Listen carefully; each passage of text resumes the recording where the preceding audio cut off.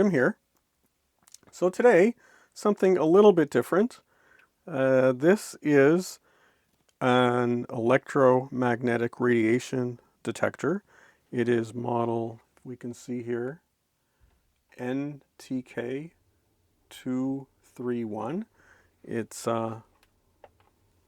produced by Neoteck.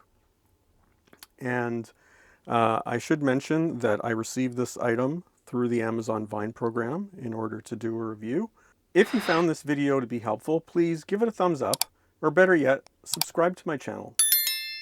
Questions and comments are always welcome. I appreciate the feedback, as it helps me know where I can focus my efforts. So let's get on with the unboxing and the review here. This looks like that. So not too much in the box. There's an instruction manual, which only has a few pages for each language. So the English manual is only a couple of pages long. It's a pretty simple device overall. Okay, and then we've got the unit itself, and there's no battery because this uses a rechargeable battery. No battery door. And there's a USB-A to USB-C cable there. And a little baggie. It's nice and soft. So not a hard-sided thing, but a soft-sided one. And you know that will pop in there for storage if you want. I guess that's okay.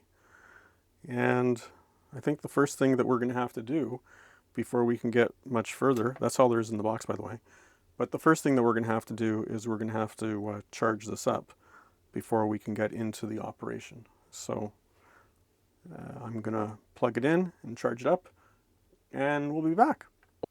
The unit's all charged up, and now let's have a look at what the display tells us. Let's have a look at what it does.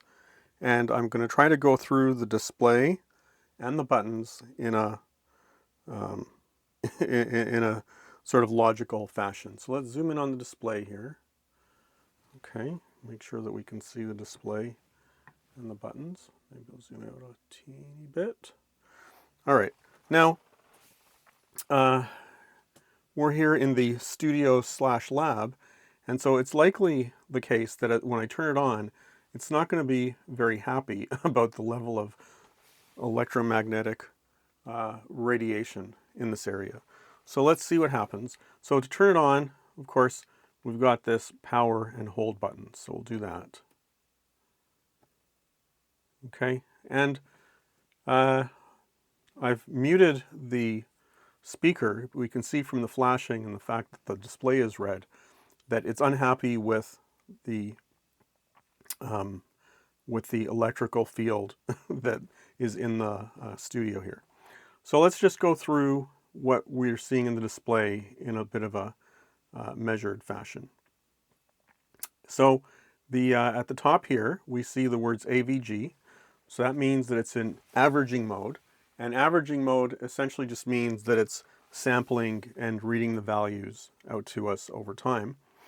And we can switch modes by using this button here, which is the average or peak measurement mode. So when we switch to the peak measurement mode, you can see in the averaging mode, the values are kind of changing all the time. When we switch to the peak mode, essentially we see here it says VPP, which is peak mode, and the values show the highest value that they've reached, which is what you expect for peak mode, and they don't jitter around a lot. And the only thing that would make them move or change is if we had a higher value or a higher field come close by. And so if we take, for example, an iPhone here, it made one of the readouts change, but not the other. But you can see that the readouts stay stable here. There are So now let's proceed through the rest of the display. So we see the averaging mode and the peak mode. Now let's go back to the averaging mode. Okay, so now the values are changing constantly. And what we have is we have two sections on the display, and the battery indicator in the top corner, but two sections on the display. There's an electrical field section and a magnetic field section. I'm not sure why it calls it an H field. And so the electrical field is measured in volts per meter. Okay, so we see the unit symbol there, so that helps us remember what that is. And of course, it's flashing up at a warning level.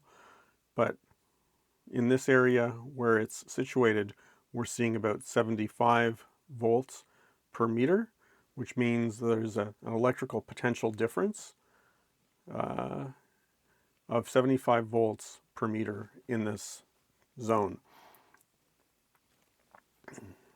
Okay.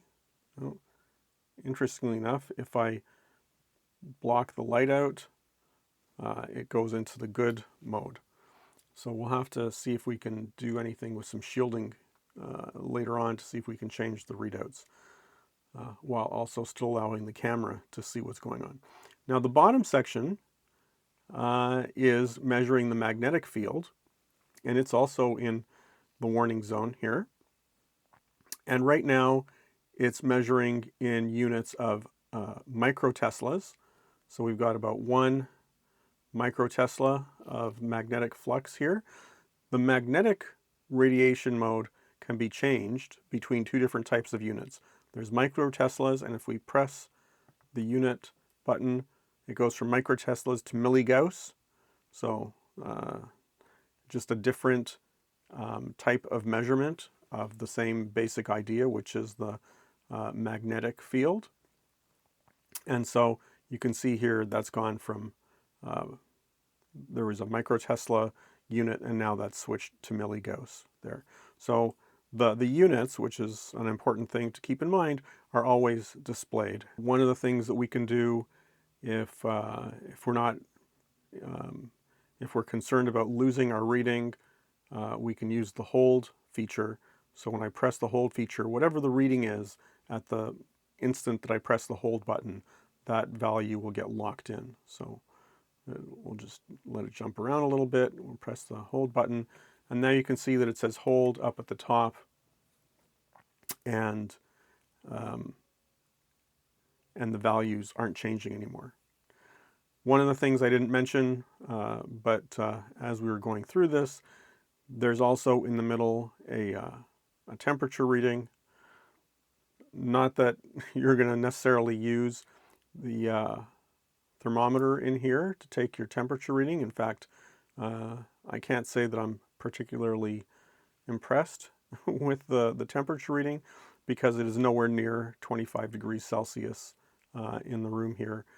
I think part of the issue is that the temperature sensor is embedded inside the unit, and it's probably warmer inside the unit than it is in the ambient temperature of the room that I'm in.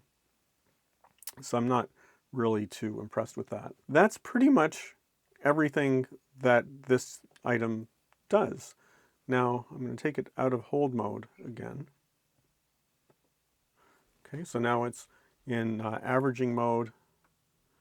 One of the things that I find with a lot of these electromagnetic meters is that they tend to be super sensitive to small amounts of electrical or magnetic flux. Almost anything in a modern household will kind of set them on edge. And they'll set you on edge, set me on edge too, because if I turn the beeping back on, you can see that, I mean, it's basically telling me that this field, this is a dangerous electrical field. And I have to say that there's not too much in this room. I mean, there are some lights and things like that, but it's not like I have a massive radio transmitter in the room here. And yet it's sensing things in this environment that it's saying are alarming to it. One of the things I'll do is I'm going to go and take this unit outside where there is not a lot of ambient electrical signal or magnetic signal, and I'm just going to make sure that it indeed will zero out in that environment. And what I'll do to prove that to you is I will activate the hold signal. As promised, I took this to a different part of the house where, for whatever reason, the magnetic field was reading lower, and so it's now gone below the thresholds. So the threshold level, according to the documentation, is 40 volts per meter for the electrical field, and either 4 microgauss or 0.4, sorry, 0.4 milligauss, so the 3.3 is underneath it, or 0.04 microteslas. So below those levels, it seems to be all happy. And just in summary, I'll say that I don't really have much of a way to validate the measurements coming out of this unit, because that would probably require equipment that that runs thousands, if not tens of thousands of dollars in order to assess that. And this is a fairly inexpensive unit. But the one thing with these units that I generally find, and I've had several of these that I've tried over the years, is that they pretty much get into the mode that you just saw. If I take this out of hold mode, it'll start going off on alarm. And in general, these units are really not, or these areas are not hazardous areas. And there you go. So not really a hazardous area, but a unit that is sort of setting off the alarm to let me know. And I find that the inability to adjust the thresholds on these units to be probably the most challenging aspect of them. And I can tell you that, by the way, if you look at the temperature reading, it's now reading 25.8, almost 26 degrees Celsius. We can actually switch the units there to Fahrenheit. But I mean, that's a pretty warm temperature. There we go. So a long press on the unit button. So 78 degrees, that's a pretty high temperature. And it's not anywhere near that temperature in the room here. Thanks for watching, and I hope this has been a little bit informative, and please subscribe to my channel.